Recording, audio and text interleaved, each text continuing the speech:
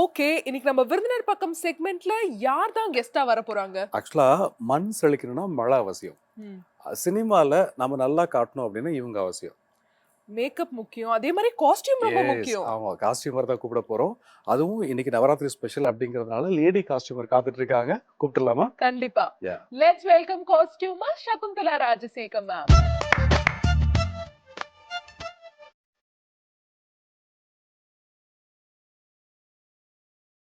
டிவியினுடைய காலை வணக்கம் டீம் சார்பா இனிய காலை வணக்கம் மேம். காலை வணக்கம். பொதுவா நிறைய சாதனைகள் அந்த கல்லூரி காலங்கள்ல. இப்ப நீங்க அந்த கல்லூரி காலத்துக்கே போறீங்கன்னு வச்சுங்களேன். ஸோ எப்படி இருக்கும் அப்போ? எந்த வருஷம் முடிச்சீங்க மேம் நீங்க? நான் காலேஜ் வந்து எத்ராஜ் முடிச்சது 1980ல முடித்தேன். 1980ல. 80 ஓ! 80ல முடித்தேன். அப்ப சென்னை வேற லெவல்ல இருந்திருக்கும்ல மேம்? ஆமாம், எத்ராஜ் காலேஜே வேற லெவலில் தான் இருந்தது. உண்மையா சொல்லணும்னா. ஸோ காலேஜ் பேர் சொல்லும்போது எவ்வளவு மகிழ்ச்சி உங்களுக்கு. ஆமாம் ஆமாம். ஏன்னா நிறைய பேர் ஆக்சுவலாக என்னோட படித்தவங்க கூட நிறைய பேர் கூட இன்னும் நான் காண்டாக்டில் தான் இருக்கேன். Super ma'am. பொதுவாக பெண்கள் வந்து கல்யாணத்துக்கு அப்புறமா காண்டாக்ட் போய்டும்னு சொல்லுவாங்க. இப்போ நாங்கள்லாம் ஒருத்தர் ஒரு கண்ட்ரியில் இருக்காங்க, இருந்தாலும் இருக்கிறவங்க எல்லார் கூடயும் நான் காண்டாக்டில் தான் இருக்கோம். ஸோ ரொம்ப எத்ராஜ் மகிழ்ச்சி. வந்து ஒரு ப்ளசன்ட் மெமரிஸ், எப்போவுமே அது மறக்க முடியாத கண்டிப்பா மெமரிஸ் மேம். தான். ஸோ அன்னைக்கெல்லாம் ட்ரெஸ் கோடு வேற மாதிரி இருக்கும். ஆமாம் இன்னைக்கு நாகரிகம் நிறைய மாறிடுச்சு. ஆனா ஆமாம். திருப்பியும் பழைய ட்ரெஸ் கூட நம்ம சினிமாவில் பார்க்கும்போது எப்படி இருக்கும் உங்களுக்கு? இது நம்ம அப்போ போட ட்ரெஸ் இல்லை அப்படின்னு தோணும்ல? போடுற ட்ரெஸ் இல்லை, போடுற நான் கொடுக்குற ட்ரெஸ்ஸுன்னு கூட வச்சுக்கோங்க. ஓ! ஏன்னா காஸ்டியூம் டிசைனராக வந்து நான் முக்கால்வாசி செய்த படங்கள் வந்து பீரியட் ஃபிலிம்ஸ். எஸ். ஸோ அப்படி இருக்கும்போது நான் கொடுக்கறது முக்கால்வாசி அந்த மாதிரி தான் கொடுத்துட்ருக்கேன். ஓ! மாடர்ன் ட்ரெஸ் கொடுக்க மாட்டோமான்னு ஏங்கிட்டு இருக்கிறேன் நான். இப்போ அந்த மாதிரி ஸ்டேஜில் இருக்கேன் நான். கண்டிப்பா நைஸ் மேம். மேம். அண்ட் இந்த மாரி ஒரு காஸ்டியூமரா ஆகணுங்கிற ஆசை எப்ப வந்துச்சு? காலேஜ் படிக்கும் போதேவா இல்ல அதுக்கு அப்புறமாவா? காலேஜ் படிக்கும்போதே உண்டு அது. அதாவது நாங்கள் 3 பேர் சிஸ்டர்ஸு. ஸோ அப்போவே எனக்கு இன்ட்ரெஸ்ட் உண்டு. அவங்க 2 பேருக்கும் நான் சஜஸ்ட் பண்ணுறது உண்டு. அதே மாதிரி அந்த மாதிரி தான் ஆரம்பித்தது. அப்புறமா டெய்லரிங் கற்றுக்கலான்னு போனேன், எம்ப்ராய்டரி கற்றுக்கலான்னு போனேன். ஸோ அதெல்லாம் கற்றுக்கிட்டு தான் இருந்தேன். இந்த ஃபீல்டில் வருவேன்னு நான் நினைக்கலன்னா, சடனாக ஒரு ஆப்பர்ச்சுனிட்டி கிடைச்ச உடனே அது கிராப் பண்ணிக்கிட்டேன் நான். முகம் மேம் எம்பிஏ ஸ்டூடெண்ட் நீங்க எப்படி வந்து நீங்க காஸ்டியூமர் ஆனீங்க?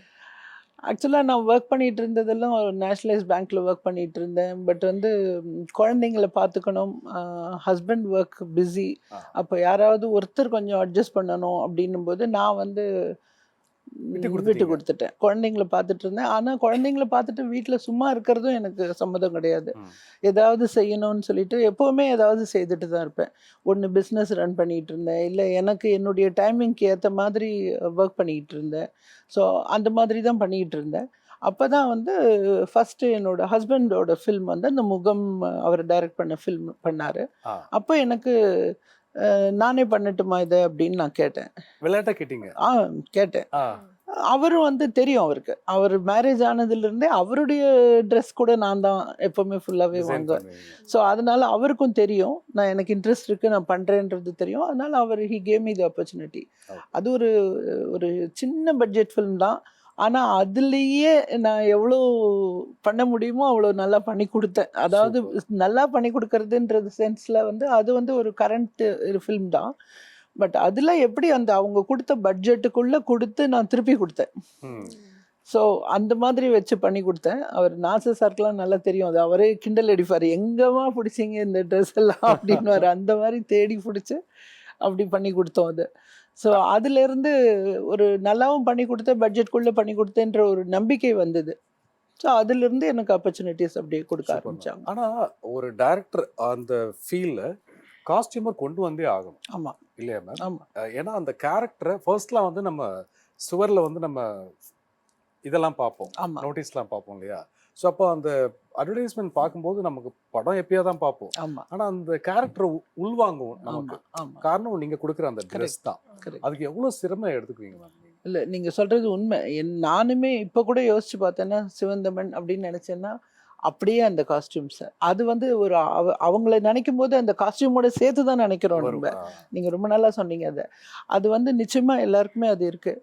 அது வந்து எனக்கு முக்கால்வாசி பீரியட் ஃபிலிம்ஸாக வர்றதுனாலேயே எனக்கு கொஞ்சம் லிமிட்டேஷன்ஸ் இருக்குது. அந்த காலத்தில் வந்து இந்த கலர்ஸ் மட்டும்தான், பேசிக் கலர்ஸ் தான் யூஸ் பண்ணியிருப்பாங்க. ஸோ அந்த கலர்ஸில் எவ்வளோ அழகாக கொடுக்க முடியும் அப்படின்னு பார்த்து தான் நான் கொடுக்க வேண்டியிருக்கு.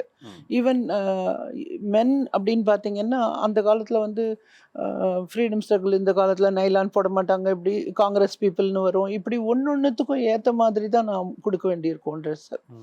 அது பீரியட் ஃபிலிம்ஸ் உண்மையாக சொல்ல போனால் ரொம்ப சேலஞ்சிங் தான். எனக்கு முகம் வந்து ரொம்ப ஈஸியாக பண்ணிட்டேன் நான். அதுக்கப்புறமா எனக்கு பெரியார், ராமானுஜர், ஆமாம், அது ரொம்ப கஷ்டப்பட்டேன். ஏன்னா பெரியார் வந்து காங்கிரஸ் மாநாடுன்னு சொல்லுவாங்க. உங்களுக்கு நல்லா புரியும் சொன்னால், நீங்கள் ஃபுல்லாக காங்கிரஸ் மாநாடுன்னு எல்லாரும் ஒயிட் அண்ட் ஒயிட் தான் போடுவாங்க. நீங்கள் ஒயிட் அண்ட் ஒயிட் கொடுத்தீங்கன்னா கேமராமேன் அப்ஜெக்ட் பண்ணுவாங்க, ஃபுல்லாக கிளியர் ஆகுது அப்படின்னு சொல்லிட்டு அவங்க அப்ஜெக்ட் பண்ணுவாங்க. போடும்போதே வேணான்னு சொல்லுவாங்க. நீங்கள் ஒன்றுமே செய்ய முடியாது, காங்கிரஸ் மாநாடுன்னா ஒயிட்டு தான். ஸோ அதில் வந்து ரொம்ப சிரமப்பட்டு கொஞ்சம் லைட்டாக ஒரு ஆஃப் ஒயிட் அந்த மாதிரிலாம் கொடுத்து அவங்கள அட்ஜஸ்ட் பண்ணணும். அது மாதிரி அது மட்டும் இல்லாமல் கதர்னா கதர் தான் இருக்கணும், இல்லைன்னா கதர் மாதிரி இருக்கிற நீங்கள் ஒரு துணியை செலக்ட் பண்ணி கொடுக்கணும். அப்படி அந்த மாதிரி ஒரு சேலஞ்சஸ் இருந்தது.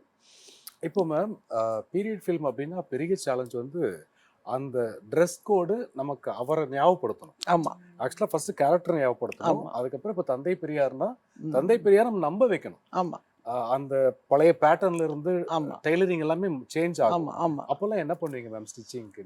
நான் வந்து உண்மையாக சொல்லணும்னா பெரியார் லைஃப் வந்து அவர் ஃபுல்லாகவே டாக்குமெண்டட். அவர் முதல்ல இருந்தே அவருக்கு வந்து ஃபோட்டோஸும் சரி, அவரை பற்றி குறிப்புகளும் சரி, அவரே எழுதுனதும் சரி நிறைய இருக்கும். அந்த படத்தில் எனக்கு சேலஞ்சுன்னு வச்சிங்கன்னா அவ்வளவும் படிக்கணும் நானும். இப்போ அவங்க வந்து ஸ்கிரிப்ட் பண்ணுறதுக்கு படிக்கிறாங்கன்னா நான் காஸ்டியூம் கொடுக்கறதுக்கு படிக்கணும். அந்த காலத்தில் எப்படி இருக்குதுன்னு தெரிஞ்சுக்கிறதுக்கு வெளியில் போய் படிக்கிறோம். அது இல்லாமல் இவருடைய வாழ்க்கையில் என்ன நடந்தது அப்படின்னும்போது அதுலேயே அவர் வந்து ஃபோட்டோகிராஃப்ஸும் நிறைய இருக்கும் அவருக்கு. அதனால் அந்தந்த பீரியடில் எப்படி இருந்தாருன்றது வச்சு ஃபோட்டோகிராஃப்ஸ் இல்லைன்னா அவங்க கொடுத்துருக்கிற எழுத்துக்களை படிக்கும்போது உங்களுக்கு தெரியும். அதிலிருந்து எடுத்து அது மாதிரி தைச்சு கொடுக்கறது தான் அவர். நம்ம வந்து இன்னும் ஒரு பெரிய விஷயம் என்னென்னா, காந்தின்னு எடுத்துக்கிட்டிங்கன்னா கூட நமக்கு இருக்கிற காந்தி வந்து வயசான காந்தி, அந்த ஒரு இந்த துணியை போட்டுட்டு இருக்க காந்தி தான். ஆனால் அவருடைய குழந்தை பருவம்னு பார்த்தீங்கன்னா அது வேற மாதிரி இருக்கும். அவர் அந்த இதெல்லாம் போட்டுக்கிட்டு கோட்லாம் போட்டுக்கிட்டு இருப்பாரு, கொஞ்சம் பெருசாக வேற மாதிரி இருக்கும். ஸோ இது மாதிரி அவருக்கு வேற வேற இருக்க மாதிரி பெரியாருக்கும் வந்து எல்லாமே டிஃப்ரெண்ட்டாக இருந்தது. ஒரு ஸ்டேஜில் அவருக்கு டிஃப்ரெண்ட்டாக தான் இருந்தது. அது வந்து நமக்கு ஃபோட்டோகிராஃப்ஸ் ப்ளஸ் புக்ஸ் படித்து தான் அது மாதிரி கொடுக்க முடிஞ்சது. மேம் இப்போ காஸ்டியூமர்னா ஹீரோவுக்கும் ஹீரோயினுக்கு மட்டும் காஸ்டியூமரா மேம், இல்லை 100 பேர் ஒரு ஷாட்ல இருக்காங்கன்னா அவங்களுக்கு நீங்கள் தான் பொறுப்பா மேம்? அதுதான் ஜென்ரலாக. அது பொதுவாக வந்து சில பேர் அதை அப்படியே விட்டுடுறது உண்டு. அசிஸ்டன்ட்ஸ் இருக்காங்க, காஸ்டியூம்ன்றது ஒன்லி முக்கியமானவங்களுக்கு மட்டும் பண்ணிட்டு விடுறது உண்டு. என்னை பொறுத்தவரையில் நான் முக்கியமாக பீரியட் ஃபிலிம்ஸ் பண்ணுறதுனாலேயே நான் வந்து ஃபுல்லாக எல்லாரையுமே பார்த்துட்டு தான் அனுப்புவேன். எல்லாரையுமே பார்ப்பேன். அது ஒரு முதல்ல ஒரு அனுபவம் வந்தது, அதனால நான் பதறி போயிட்டு தான் அதுலேருந்து அதை பிடிச்சிட்டேன். கடைசியில் நிற்கிற ஆளை நான் ரொம்ப கான்சன்ட்ரேட் பண்ணலை. கரெக்டாக என்ன பண்ணாங்க, கேமராமேனும் டைரக்டரும் என்ன பண்ணாங்க, அவர் முகம் ரொம்ப அழகாக இருக்கா, அவரை முன்னால் கூப்பிட்டு வாங்கன்னுட்டாங்க. அவரை முன்னால் நிற்க வச்சோடனே எனக்கு ரொம்ப பதப்பதிச்சு போயிட்டேன். அவர் கரெக்டாக இருக்காரா, எல்லாம் ட்ரெஸ் நம்ம பார்க்கலையே இவரை, நம்ம ஒரு 4 ரோ தான் பார்த்தோம், இவரை பார்க்கலையேன்னு ரொம்ப டென்ஷன் ஆகிட்டேன். அன்னைக்குலேருந்து அதை முடிவு எடுத்தேன், எத்தனை பேர் இருந்தாலும் நம்மளை பார்க்காம போகக்கூடாதுன்னு எல்லாரையும் பார்த்து அதே மாதிரி அனுப்புறது உண்டு. அப்படியும் நம்மளை மீறி சில தவறுகள் நடக்கும். எங்கேயாவது ஒருத்தர் சிலர் வந்து என்ன அதே மாதிரி தானே இருக்குது நம்மளதும், நம்ம அதே வேஷ்டி தானே நினச்சி கட்டிட்டு வந்துடுவாங்க. அங்கே அந்த பாலிஸ்டர்னு தெரிஞ்சிச்சுன்னா ரொம்ப டென்ஷன் ஆகிடுவாங்க எல்லாரும். அது நம்ம தவறிடக்கூடாது பார்க்குறதுக்கு. அதனால நான் ஒருத்தர் விடாமல் எல்லாரையும் தான் பார்த்து ஆகணும். பீரியட் ஃபிலிம்ஸில் அது ரொம்ப பெரிய சேலஞ்சு தான். நார்மல் மூவிஸ்க்கும் இதுக்கும் அவ்வளோ பெரிய சேலஞ்ச் இருக்கு. அண்ட் இன்டர்வெல் இருக்கிறதுக்கான காரணம் என்ன மேம்? உங்களோட மூவிஸ்ல நாங்க உங்களை வந்து காஸ்டியூம் டிசைனரா நிறைய எதிர்பார்த்துட்டு இருக்கோம். நான் வந்து வில்லிங், என்னை யாரும் கூப்பிடலன்றது தான் உண்மை. யாரானா கூப்பிட்டா நான் சேலஞ்ச் எடுத்து செய்யறது. ஒருவேளை சகுந்தலா மேம் பீரியட் ஃபிலிம் மட்டும் தான் பண்ணுவாங்கன்னு நினைச்சிட்டாங்க. அப்படிதான் நினைச்சிட்டாங்கன்னு நினைக்கிறேன். எனக்கு அதை பிரேக் பண்றதுக்கு தான் ஒரு படம் தேவைப்படுது. எல்லாரும் பாருங்க, கிடைக்கட்டும், பார்த்துட்டு கூப்பிடுங்க நம்ம மேம். Super ma'am. மேம் இப்போ பீரியட் ஃபிலிம் நம்ம எடுத்தோம் அப்படின்னா கண்டிப்பா அவார்டுக்கு போகும், எல்லாராலையும் ஆராதிக்கப்படும். ஏன்னா ஒரு வரலாறு கண்ணுக்கு முன்னாடி கொண்டு நிகழ்த்துறீங்க. அப்படிங்கும்போது நீங்க ஒரு காஸ்டியூம் டிசைனரா நீங்களும் அவார்டுக்கு போயிருக்கணும்ல மேம்? அது தெரியல. இதெல்லாம் ஒரு லக்கு, நிறைய விஷயங்கள் இருக்கு. இது ஜஸ்ட் ஒரு நம்ம வந்து நம்ம ஒர்க்கை கான்சன்ட்ரேட் பண்றோம். அதை அவார்ட் பண்ணாங்கன்னா நமக்கு ரொம்ப சந்தோஷமா இருக்கு. நிஜமாலுமே நமக்கு இன்னும் நிறைய பண்ணணும்னு ஒரு ஆசை வருது. கண்டிப்பா. அது இல்லாத போது கொஞ்சம் கஷ்டம்தான். அதை நம்ம மேனேஜ் பண்ணிக்கணும். ஏன்னா இன்னைக்கு வந்து அவார்டுன்னு சொல்றதே நேஷனல் அவார்ட் ஆகட்டும், நேஷனல் அவார்ட் மெயின்லி சொல்லணும்னா ஃபர்ஸ்ட் அவங்க ப்ரொசீஜரே வேறையா இருக்கு. அவங்க வந்து ஃபர்ஸ்ட் பெஸ்ட் ஃபிலிம்ஸை தான் செலக்ட் பண்றாங்க. செலக்ட் பண்ணிட்டு அந்த ஃபிலிம்ல நீங்க இருந்தா தான் அவங்களுக்கு அவார்டே கிடைக்கும் அப்படின்னு வருது. அது அது ரிவர்ஸ் மாதிரி வருது. அதனால அங்க அந்த ஃபிலிம் செலக்ட் ஆகலைன்னா நமக்கு ஒண்ணுமே பண்ண முடியாதுன்ற ஒரு நிலைமையா இருக்கு. பட் ஆனா இந்த படத்தை பொறுத்தவரையிலும் எனக்கு அவார்டு கிடைச்சிருக்கலன்னா கூட நான் சந்தோஷப்பட்டிருப்பேன். ஏன்னா இது வந்த உடனேயே எனக்கு நிறைய ஃபோன் கால்ஸ் வந்தது. நிறைய பேர் ஃபோன் பண்ணி எப்படி பிடிச்சிங்க, எங்க பிடிச்சிங்க, இவ்வளோ அழகா இருக்கு, இவ்வளோ நல்லா இருக்கேன்னு பாராட்டினாங்க. எனக்கு வந்து அவர் Krishnamurthy sir, art director and costume designer, அவர் தான் எனக்கு மானசீக குரு மாதிரி. அதே மாதிரி இந்த படத்துக்கு கூட எனக்கு ஏதாவது சந்தேகம் இருந்தால் அவர் தான் போய் கேட்பேன். அவர் தான் எனக்கு கிளாரிஃபை பண்ணார் இந்த டைமில். இப்போ இஸ் நோ மோர். அப்போ வந்து ரொம்ப எனக்கு உதவி பண்ணார். அவர் எல்லாமே நிறைய விஷயங்கள் அவர்கிட்டேருந்து நான் தெரிஞ்சுக்கிட்டேன். அவர் எப்படி பண்ணியிருப்பாரு அப்படின்னு நினச்சி தான் நான் பண்ணுவேன். ஸோ அந்த அளவுக்கு எனக்கு அவர் ஒரு மானசீக குரு அவர். ஸோ அது வந்து எனக்கு நிறைய ஃபோன் கால்ஸ் வந்தது. ராமானுஜன் ரிலீஸ் ஆன டைம்லேயே எனக்கு நிறைய ஃபோன் கால்ஸ் வந்தது. அதுவே எனக்கு ரொம்ப ரொம்ப சந்தோஷமாக இருந்தது. நம்ம ஹார்ட் ஒர்க் இவ்வளோ பேர் நம்மளை பாராட்டினாங்கன்றதே எனக்கு போதும்னு நினச்சேன். உண்மையாக ஸ்டேட் அவார்ட் நான் எதிர்பார்க்கல. அது வந்து எனக்கு கொடுத்தது அது இன்னொரு பெரிய சந்தோஷம். அப்பா, ரொம்ப மகிழ்ச்சியா இருக்கா. தமிழக அரசனுடைய விருது. தமிழக அரசு விருது. அந்த நிறைய ஃபோன் கால்ஸ் வந்துச்சு இல்லை மேம்? அதில் மறக்க முடியாத கால் ஏதாவது ஒன்று ஞாபகம் இருக்கா மேம்? அப்படின்னு சொல்ல முடியல. எனக்கு பேசுறது எனக்கு ரொம்ப கிஃப்டடா நான் ஃபீல் பண்றேன் அப்படிங்கிற மாதிரி. இல்ல, நிறைய பேர் பண்ணாங்க. உண்மையாலுமே பெண்கள் வந்து இவ்வளோலாம் கவனிக்கிறாங்கன்னு அந்த படத்தை பார்த்து தான் தெரிஞ்சது. ஏன்னா அந்த நகையெல்லாம் நியூஸ் ரீடர் கூட விடுறது இல்ல மேம். அந்த ஜாக்கெட் நல்லா இருக்கு, அவங்க ஸ்டைல் நல்லா இருக்கு அப்படிங்கறாங்க. அது உண்மை. அது ஏன்னா நான் வந்து ரொம்ப கஷ்டப்பட்டு இதுக்கு ஒன்னொன்னுத்துக்கு ஒரு ஒரு பேர் வச்சிருக்காங்க. அதெல்லாம் கண்டுபிடிச்சி அந்த நகையெல்லாம் போட்டு வச்சிருந்தா, எங்கே பிடிச்சிங்க இந்த நகையை, எங்கே வாங்கினீங்க சொல்லுங்க அப்படின்னு ஃபோன் பண்ணுறாங்க. இந்த சாரீ ரொம்ப நல்லா இருந்தது, இந்த காம்பினேஷன் நல்லா இருந்தது, அப்படியே அந்த பீரியட் கொண்டு போயிட்டீங்க அப்படின்னு நிறைய ஃபோன் கால்ஸ் வந்தது. எனக்கு யாருன்னு இப்போ ஒருத்தர்னு சொல்ல முடியல, நிறைய ஊர்கள்லேருந்து வந்தது. நிறைய வயசானவங்க கூட பேசினாங்க. அது எனக்கு ரொம்ப திருப்தியாக இருந்தது. ஏன்னா எனக்கு உண்மையாக சொல்லப்போனால் யாருன்னு தெரியாதவங்களே தான் நிறைய பேர் பேசினாங்க. நம்மளுடைய விருந்தினர் பக்கத்தில் நம்முடைய கெஸ்ட் ரொம்ப அழகாக பேசிட்டு இருக்காங்க. இன்னும் நிறைய கேள்விகள் இருக்கு, வாங்க. ஃபெஸ்டிவலாம் செலிப்ரேட் பண்ணுவீங்களா மேம் நீங்கள்? குறிப்பாக நவராத்திரியில் 9 நாள் நம்ம பண்ணோம் அப்படிங்கும்போது இவ்வளோ பிஸிக்கு முதல்ல அட போப்பா அப்புறம் பார்த்துக்கலாம் அப்படிலாம் விட்டுருவீங்களா? நீங்கள் விட மாட்டேன். நான் செலிப்ரேட் பண்ணுவீங்க. கொலுலாம் வைப்பீங்களா? வைப்பேன். கொலு. ஆஹா, சூப்பர். ஏன்னா நம்ம இருக்கிறது Navaratri special. Navaratri special show. என்னென்ன மாதிரி கொலு இடம்பெறும் மேம்? பொம்மைகள்லாம்? பொம்மைகள் வந்து ஆக்சுவலி அதுக்கும் ஒரு கதை உண்டு இல்லையா? அதுக்கும் வந்து கதையா? அது வந்து அந்த சிங்கிள் செல்டு, டபுள் செல்டு அப்படிதான் அந்த அந்த எவல்யூஷன் வந்தது அப்படின்னு சொல்லுவாங்க. ஸோ அதனால படி பார்த்தீங்கன்னாலே ஃபர்ஸ்ட் வந்து அந்த ஒற்றை செல்லுள்ள இது வைக்கணும், அடுத்தது அந்த மாதிரி தான் போகணும் அப்படின்னு சொல்லுவாங்க. கவனிக்கவே இல்லையா மேம்? அது எல்லாருக்குமே தெரியுமான்னு எனக்கு தெரியாது. எப்படி வைக்கிறாங்க அது மாறி இருக்கலாம். அப்படி பார்த்து 7 படிக்கு மேல வைக்க முடியாது. அதுதான் அப்ப இருந்த ஐதீகம். அது அதுக்கப்புறமா வந்து 9 மாறிச்சு. 3 தேவியருக்காக 3 படின்னு மாறிச்சு. அப்போ இப்போ வந்து வேற மாதிரி அப்படியே 13, 15 அப்படிலாம் கூட போகுது. பட் இதுதான் தாத்பரியம். பட் எனிவே ஃபர்ஸ்ட் மேலே வைக்கிறது வந்து லக்ஷ்மி, சரஸ்வதி அந்த 3 தேவியரை வச்சிருவாங்க. அடுத்தது பார்த்தீங்கன்னா கடவுளை வைப்பாங்க. அடுத்தது அவதாரம். அதுக்கு அடுத்தது தான் மனிதர்கள், அடுத்த விலங்குகள், அதுக்கு கீழே அப்படியே குறைஞ்சிட்டு அப்படின்றது ஒரு இது. ஆனா அது மாறி மாறி வரலாம். அது இன்னைக்கு எப்படி வேணா வருது, அது நம்ம சொல்ல முடியாது. அவங்க இஷ்டம். அது இப்போ ஃபெஸ்டிவலுக்குலாம் நீங்க காஸ்டியூமரா இருக்கிறதுனால ஃபெஸ்டிவலுக்குலாம் நீங்க ஸ்பெஷல் காஸ்டியூம் டிசைன் பண்ணுவீங்களா மேம்? நீங்க ஃபெஸ்டிவலுக்கா? இல்ல, இப்போ ரெடிமேட் காலம் ஆயிடுச்சு. எல்லாம் ரெடிமேட் போயிட்டாங்க. ரொம்ப நாளா சட்டை தைக்கிற தையல்காரனுக்கு அவங்க சட்டையில பட்டன் தைக்க நேரம் இல்லையாமா அப்படிங்கிற மாதிரி. அதுதான் உண்மை. இல்ல இப்போ வந்து அட் பிரசன்ட் எனக்கு I have 2 granddaughters. Super ma'am. அவங்களுக்கு நான் என்னுடைய இஷ்டம் எல்லாத்தையுமே தீர்த்துக்கிறேன். அவங்களுக்கு தான் நான் எல்லாமே டிசைன் பண்ணுறேன். குட்டி குட்டி பாவாடெல்லாம் ரொம்ப அழகா பண்ணி கொடுக்குறேன். 2மே பொண்ணு இல்லையா மேம்? ஆமா, ஆர்யா, அம்மாரா 2 பேருக்குமே நான் தைச்சு கொடுக்குறேன். 2 பேருமே இங்க இல்ல, பெரிய ஆள் கிளாஸ்கோல இருக்காங்க, சின்னவங்க அமரா வந்து துபாயில இருக்காங்க. ஓகே. பட் நான் எப்படியும் அவங்களுக்கு இது கடல் தச்சு கடந்து கொடுத்துருவேன். பேசுது உங்க ஆடை. கட்டாயமா. அது ஒரு ஹாப்பினஸ்ல மேம் நம்மளோட ஆமா, பேத்திங்களுக்கு ஆமா. பண்றது. ஆமா, அவங்க ரொம்ப ஹாப்பியா போட்டுப்பாங்க. நான் ஆமா. தைச்சு கொடுத்தாலே அம்மம்மா தைச்சதுன்னு ரொம்ப ஆசையா போட்டுப்பாங்க. ஆஹா, ஊர்ல இருந்து super. பார்சல் வந்துச்சுனாலே குசி ஆயிடுவாங்க ஆமா, அவங்க. ஆமா. ஆனா இப்போ நெக்ஸ்ட் ப்ராஜெக்ட் மேம் 5 உணர்வுகள். ம். பொதுவா ஒரு படம் அப்படிங்கும்போது ஒண்ணுல டிராவல் பண்ண முடியும். ம். ஆனா இது 5 கதை. ஆமா, ஸோ 5 கேரக்டர், ஆமா, 5 காஸ்டியூமர் வேணும். ஆனா நீங்க ஒரே ஆள் பார்த்திருக்கீங்க. ஆமா, எப்படி ஆமா. மேம் அது? இது வந்து காலகட்டம் ஒரே காலகட்டமா தான் இருந்தது. ம், ம். அதனால அது ரொம்ப பெரிய அதாவது காலகட்டம்னு சொல்றது வந்து ரொம்ப பீரியட் கிடையாது இது. இது வந்து ஒரு 70ஸ்லேருந்து ஒரு 80s வரைக்கும் இருக்க மாதிரி தான் இருந்தது. ஸோ நம்ம கண்ட்ரோலில் இருக்கக்கூடிய ஒரு இதுதான். ம். ஆனால் வந்து ஒரு கதையில் இருக்கிற ஒரு அந்த பெண்கள் இருக்காங்க இல்லையா, ஆண்கள் இருக்காங்க, அவங்க வந்து அவங்களுடைய பேக்ரவுண்ட் எது அப்படின்னு வச்சுட்டு தான் அவங்களுக்கு கொடுத்தேன். ஒரு ஒரு மிடில் கிளாஸ் ஃபேமிலி அப்படின்னா அவங்களுக்கு ஏற்ற மாதிரி ட்ரெஸ்ஸும், ம். இல்லை ஒரு பெரிய ரிச்சான ஒரு ஆள் பெண் அப்படின்னும் போது அவங்களுக்கான ட்ரெஸ்ஸு அது வந்து ரொம்ப கஷ்டமாக இல்லை எனக்கு. கஷ்டமா இல்ல. இல்லை ஓ. இல்லை, ஏன்னா நம்ம அவ்வளோ பீரியடே பார்த்துட்டோமே, இவ்வளோ ஆமா. இது நியரஸ்ட் இதெல்லாம் பீரியட் சும்மா அப்படிங்கிற மாதிரி. அந்த சேலஞ்சே பார்த்தாச்சு, இதெல்லாம் ஜுஜூபி அந்த மாதிரி. அந்த மாதிரி இது நமக்கு கிடைக்குது இல்லை, ஃபோட்டோஸ் ஈஸியாக கிடைக்குது கிடைக்குது. இல்லையா. நீங்கள் சும்மா கூகுளில் போட்டிங்கனாலே 70s ம். காஸ்டியூம் நீங்கன்னா 1008 வந்துடும். வந்துரும். ஸோ அது ஈஸியாக இருந்தது எனக்கு.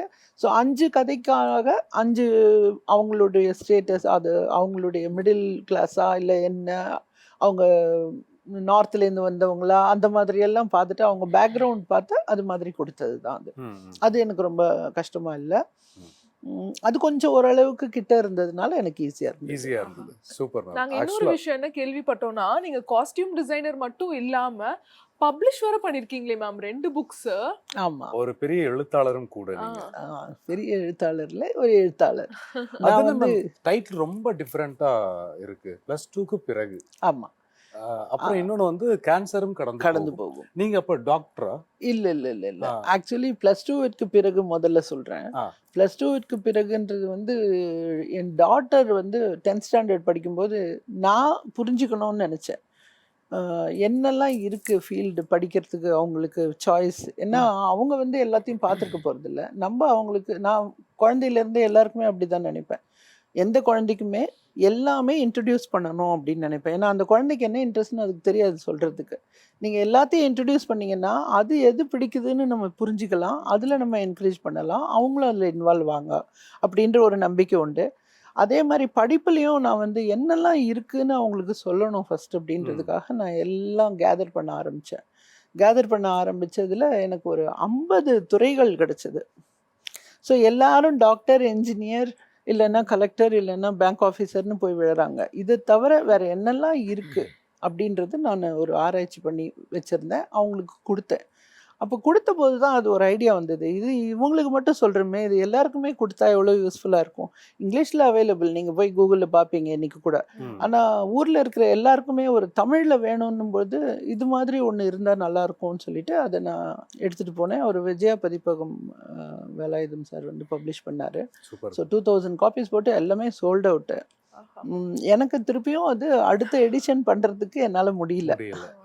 ஆனால் அதில் வந்து நான் ஒரு எலாபரேட்டாக எழுதியிருந்தேன். யாருக்கு என்ன இன்ட்ரெஸ்ட் இருக்கோ, யார் யார் எதை எதை படிக்கலாம் அப்படின்னு. ஒரு உதாரணம் சொன்னோன்னா, ரொம்ப இன்ட்ரோவர்ட்டாக இருக்கார் ஒருத்தர்னு வச்சுக்கோங்க, ரொம்ப கலகலன்னு பேச மாட்டாருன்னா அவருக்கு வந்து ஒரு பிஆர்ஓவாக இருக்க முடியுமா? முடியாது. அது அந்த மாதிரி யார் யார் என்னென்ன குணாதிசயம் இருந்தால் என்னெல்லாம் பண்ண முடியும் அப்படின்றது ஒன்று போட்டிருந்தேன். அதே மாதிரி ஒரு பெரிய ரிசர்ச், எந்தெந்த இன்ஸ்டிடியூஷன்ஸில் இது அவைலபிளாக இருக்குது, இது முடித்தா என்ன மாதிரி ஜாப் கிடைக்கும், இதுக்கு மேலே நீங்கள் என்ன படிக்கலாம் அப்படின்ற வரைக்கும் ஃபுல்லாக கவர் பண்ணியிருந்தேன். நான் கேன்சரும் கடந்து போகும்னு எழுதுனது வந்து பிகாஸ் நான் வந்து கடந்து வந்தேன், அதனால அது ஆமாம். அது வந்து ராமானுஜத்துக்கு ஒரு 2 இயர்ஸ்க்கு முன்னாடி இருந்தது. பட் நான் ரொம்ப இனிஷியல் ஸ்டேஜில் கண்டுபிடிச்சிட்டேன், ரொம்ப ஈஸியாக வெளியில் வந்துட்டேன். பட் வந்து நான் அந்த ஹாஸ்பிட்டலுக்கு போகும்போது நான் பார்த்தவங்கள்லாம் வந்து என்னை ரொம்ப பாதிச்சது. ஏன்னா ஒன்றுமே தெரியாமல் அப்படியே பிளாங்காக வராங்க, ரொம்ப பதறி போய் வராங்க. அதெல்லாம் பார்க்கும்போது அப்போ நான் நினச்சேன், நமக்கே எப்படி இருக்குது, அவங்களுக்கெல்லாம் எப்படி இருக்கும் இன்னும்.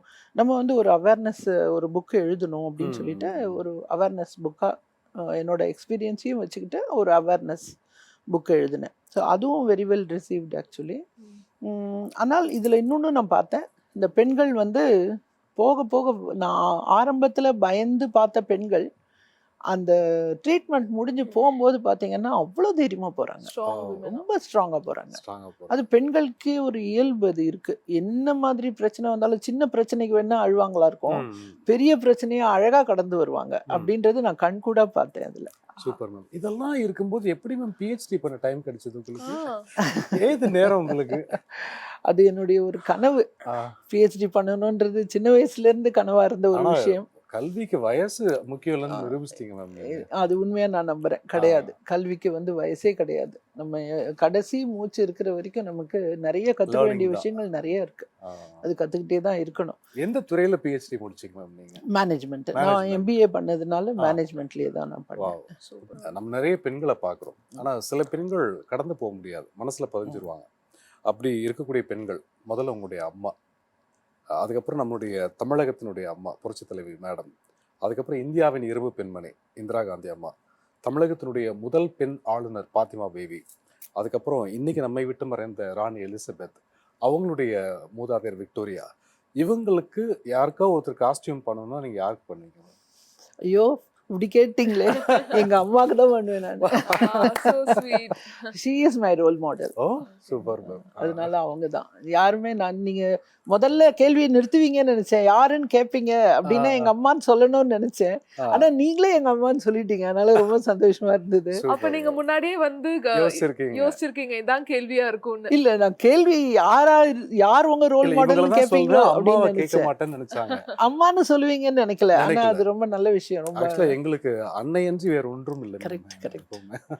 நீங்க இதுல சொன்னது வந்து ஃபாத்திமா பீவி அவங்க பாத்தீங்கன்னா எப்பவுமே அவங்க ரொம்ப சிம்பிள் ட்ரெஸ் ரொம்ப தான் சிம்பிள் போடுவாங்க. சாரி தான் அவங்க. அவங்க அதே மாதிரி அவங்க மேடமும் அம்மாவும் அப்படிதான். ஆனா மேடம் அவங்களும் சாரி பத்தி நான் ஒரு சின்ன வரியில தான், நீங்கள் உடுத்தும் போது சின்னாலப்பட்டி சேலை கூட சீனத்து பட்டாகிறது அம்மா அப்படின்னு சொல்லிட்டு.